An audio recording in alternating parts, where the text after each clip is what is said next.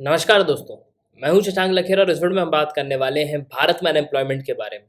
इसके रिगार्डिंग आपने बहुत सारे आर्टिकल्स पढ़े होंगे कि भारत में अभी तक करीब 1.5 बिलियन पीपल्स जो है उनकी जॉब चली गई है मई 2021 में। मतलब ये सिर्फ हम मई की बात कर रहे हैं। सिर्फ मई में करीब 1.5 मिलियन पीपल्स मतलब करीब 1.5 करोड़ लोग, आप समझ सकते हो 1.5 करोड़ जो लोग हैं उनकी जॉब चली गई है। और सिर्फ इतना ही नहीं, ये तो मैं मई की बात कर रहा हूँ। अगर आप अप्रैल का डाटा देखोगे तो भी आपको कुछ ऐसा ही देखने को मिलेगा। थोड़ा फ्लक्चुएशन आपको देखने को मिलेगा, थोड़ा कम लोग होंगे, लेकिन हालात यही है। जब फर्स्ट वेव आई कोविड-19 की तो उस समय बहुत ज़्यादा जो है अनएम्प्लॉयमेंट हमको देखने को मिला, लेकिन जब लॉकडाउन खुला उसके बाद धीरे धीरे जो है यहाँ पे इकोनॉमी रिवाइव हो रही थी। लोग जो है यहाँ पे वापस काम पे जा रहे थे, कंपनीज वापस जो है स्टेबलिश होना शुरू हो गई थी। लेकिन फिर जब सेकेंड वेव आई उसके बाद से हालात बहुत ज़्यादा खराब हो गए और अभी तक हम देख रहे हैं सिर्फ मई के महीने में करीब 1.5 मिलियन पीपल्स की जो है जॉब चली गई है। तो हम देखते हैं इस वीडियो में। ये आप देख सकते हो, यहाँ पे एक मीटर में आपको दिखा रहा हूँ, एक पूरा ग्राफ है। Indian unemployment rate back down after COVID shock. So basically ये हम 2016, 17, 18, 19, 20 की अगर हम बात करें तो देखो 2016 में करीब 9.7 थी। वहीं यहाँ पे 2017 में थोड़ा डिक्लाइन आया। उसके बाद अगर हम यहाँ पे देखेंगे तो 8.5% और 2020 में अगर आप देखोगे तो ये ग्राफ यहाँ पीक पे पहुंच गया। मतलब सबसे ज़्यादा अनएम्प्लॉयमेंट रेट जो है हमको अभी देखने को मिल रहा है। वहीं अगर हम वर्ल्ड की बात करें, ये बात तो हो गई भारत की, लेकिन अगर हम वर्ल्ड की बात करें तो वर्ल्ड की इकोनॉमीज भी जो है स्ट्रगल कर रही हैं अपने अनएम्प्लॉयमेंट को कंट्रोल करने के लिए। ये डेटा मैंने भी पहले बताया है एक वीडियो में। 2019 और 20 के बीच का ये कंपैरिजन है। ब्राज़ील की अगर आप बात करोगे तो ब्राज़ील में 11.9% था 2019 में, लेकिन वहीं 2020 में अगर आप देखते हो 13.4% हो गया। इटली में 9.9% था, 11% हो गया। कनाडा में 5.7% था, 9.7% हो गया। यूएसए में 3.7% थी बेरोजगारी, लेकिन 8.9% हो गई।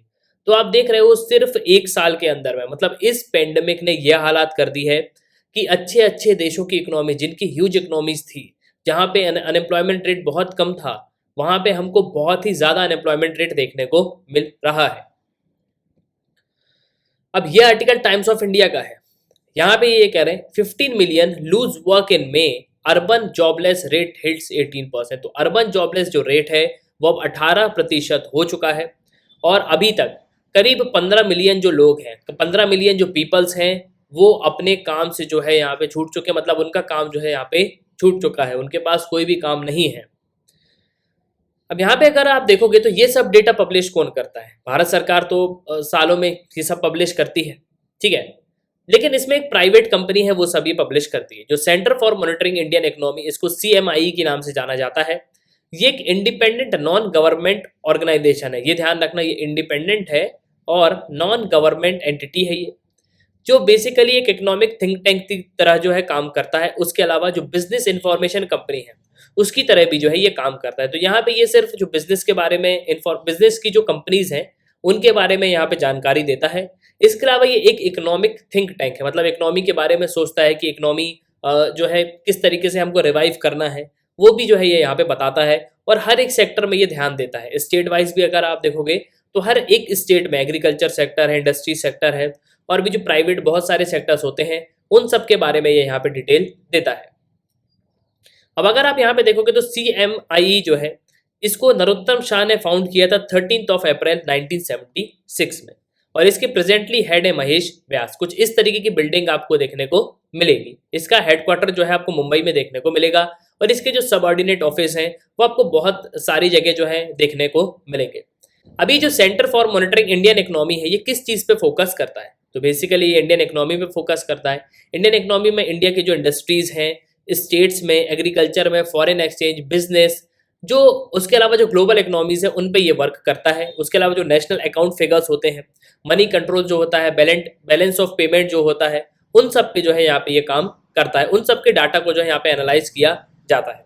लेकिन वहीं जो CMI है ये एक नॉन गवर्नमेंट प्राइवेट एंटिटी है, और इसने सर्वे स्टार्ट किया और मंथली अनएम्प्लॉयमेंट डेटा जो है यहाँ पे फर्स्ट टाइम 2016 से इन्होंने पब्लिश करना शुरू किया।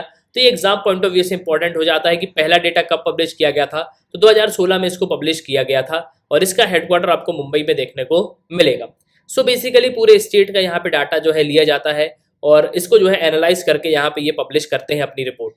अब रिसेंटली इन्होंने एक जो है यहाँ पे डेटा पब्लिश किया, यहाँ पे इन्होंने ये कहा कि अप्रैल और मई का डाटा यहाँ पे इन्होंने बताया और यहाँ पे इन्होंने ये चीज़ बताई कि चाहे वो सैलरीड एम्प्लॉयड हो चाहे वो नॉन सैलरीड एम्प्लॉयड हो, यहाँ पे करीब 23 मिलियन लोग जो है इफेक्ट हुए हैं इस सेकेंड वेव से। और इस सेकेंड वेव ने जो है करीब बहुत सारे लोगों की यहाँ पे जॉब छीन ली। जो पीपल एम्प्लॉयड थे उनकी जो है उनकी भी नौकरी यहाँ पे चली गई। सो बेसिकली हम ये कह सकते हैं कि जब सेकेंड वेव आया, यहाँ पे स्टेट ने लॉकडाउन इम्पोज किया, जब वायरस स्प्रेड होना शुरू हो गया, तो बहुत सारे जो लोग हैं, चाहे वो सैलरीड पीपल हों चाहे वो नॉन सैलरीड जॉब्स हों, तो यहाँ पे करीब 23 मिलियन पीपल जो है यहाँ पे जो है हमको बेरोजगारी देखने को मिली। करीब 23 मिलियन जो है यहाँ पे इफेक्ट हुए हैं। वहीं पे जो सैलरीड पीपल हैं, मतलब जो नौकरी पेशा लोग हैं, उनको यहाँ पे बहुत ही कम इफेक्ट हुआ है। लेकिन वहीं अगर हम जो बिजनेस की बात करें, उनको जो है काफ़ी ह्यूज इम्पैक्ट देखने को मिल रहा है। मतलब जो बिजनेस है, जो स्मॉल ट्रेडर्स हैं, जो डेली वेजर्स हैं, जो रोज़ कमाने वाले हैं, जो रोज़ घर से बाहर जाते हैं कमाने के लिए और शाम को जो है यहाँ पे काम करके पैसे लेके आते हैं, बेसिकली जो लेबर क्लास है, ठीक है, इनको जो है काफ़ी ज़्यादा यहाँ पे जो है इफेक्ट हुआ है। इस पेंडेमिक ने बहुत ही ह्यूज इम्पैक्ट जो है पहुँचाया है। वहीं पे अगर हम पूरे इस साल का डेटा देखें, मतलब जनवरी से अगर हम इसको कंपेयर करें, तो यहाँ पे अगर आप देखोगे तो एम्प्लॉयड पीपल के बारे में बताया गया है इन मिलियंस में, ठीक है। जनवरी में काफ़ी अच्छी खासी हमको एम्प्लॉयमेंट देखने को मिली, 400 मिलियन पीपल जो यहाँ पे एम्प्लॉयड थे। फिर फरवरी में कुछ कम हुए क्योंकि यहाँ पे लॉकडाउन इम्पोज किया गया, मतलब थोड़ा सा जो है यहाँ पे चीज़ें जो है उतनी सही नहीं थी क्योंकि कोविड-19 फिर से वापस आ गया था, सेकेंड वेव आ गई थी। फिर मार्च में अगर आप दोगे तो ठीक ठाक था, फरवरी मार्च में, लेकिन अप्रैल में 390 के बाद सीधे सीधे जो है मई में 375 मिलियन पीपल जो है हमको देखने को मिल रहे हैं। तो बहुत ही ह्यूज जो है इम्पैक्ट पड़ा है अप्रैल और मई के बीच में। वहीं अगर हम अनएम्प्लॉयमेंट रेट की बात करें तो अनएम्प्लॉयमेंट रेट में अगर आप देखोगे तो करीब जनवरी में 6.52% था, वहीं फरवरी में 6.89% था, लेकिन मई में आके ये सीधे जो है डबल हो गया, मतलब 11.9%। तो आप सीधे इसको कह सकते हो कि हाँ 12% जो है ये हो चुका है। मतलब अनएम्प्लॉयमेंट जो रेट है परसेंटेज में वो 12% हमको देखने को मिल रहा है। वहीं अगर हम एक्टिविटी जो बात करें कि कितने लोग जो है यहाँ पे जॉब्स के लिए सर्च कर रहे हैं, तो सिंपली जो लोग अनएम्प्लॉयड है वही नौकरी के लिए यहाँ पे ढूंढ रहे होंगे, वही नौकरी ढूंढ रहे होंगे। तो जनवरी में करीब 27.95 पीपल्स थे इन मिलियंस। वहीं अगर हम मई की बात करें तो 50 मिलियन लोग जो है यहाँ पे जॉब्स जो है ढूंढ रहे हैं, मतलब ये जॉब सीकर्स है। और ये जो डाटा है centre for monitoring Indian economy ने इसको जो है रिलीज किया हुआ है। अब इसको रिवाइव करने का तरीका क्या है? देखो, आज के समय सब लोग जो है एग्रीकल्चर और फार्मिंग एक्टिविटीज पे ज्यादा ध्यान दे रहे हैं क्योंकि ये एक यही सेक्टर है जो पूरी इकोनॉमी को जो है यहाँ पे रिवाइव करेगा। कल ही मैंने एक लेक्चर लिया था, अगर आप MM अकेडमी के स्टूडेंट हो तो आपने एक लेक्चर देखा होगा मेडिवल इंडिया का। मेडिवल हिस्ट्री में मैंने ये बताया था कि जब रोमन एम्पायर ब्रेक हो जाता है, जो वेस्टर्न रोमन एम्पायर होता है वो अपने आप को रिवाइव करता है। किस तरीके से? फार्मिंग एक्टिविटीज से, वहाँ पे फार्मिंग पे जो है ज़्यादा फोकस किया जाता है। वैसे ही आज के समय लोग जो है सबसे ज़्यादा फार्मिंग पे एंगेज हो रहे हैं और एक तरीके का इनके पास एक काम भी है। आज उनके पास कोई काम नहीं है लेकिन फिर भी यहाँ पे जो है वो यहाँ पे काम तो कर रहे हैं कि हमको कुछ पैसे तो यहाँ पे मिलेंगे। प्रोडक्टिविटी थोड़ा लो होगी लेकिन इनकम भी जो है यहाँ पे कम होगी, लेकिन फिर भी एक उनके पास वर्क रहेगा। सो बेसिकली आज जो है सबसे ज़्यादा लोग जो है फार्मिंग एक्टिविटीज़ पे जो है यहाँ पे एंगेज हो रहे हैं। और फार्मिंग एक्टिविटीज़ मैं ये कहूँगा कि एक बहुत ही इंपॉर्टेंट सेक्टर है भारत के लिए। भारत की आधे से ज़्यादा पॉपुलेशन जो है फार्मिंग सेक्टर पे ही जो है डिपेंडेंट है और मेनली भारत की इकोनॉमी जो है एक एग्रीकल्चर इकोनॉमी है, आपको बहुत अच्छे से पता ही है। सो उम्मीद करता हूँ कि आपको जो है इस वीडियो से काफ़ी कुछ जानने को मिला होगा। सुनने के लिए बहुत बहुत धन्यवाद। जय हिंद, जय भारत।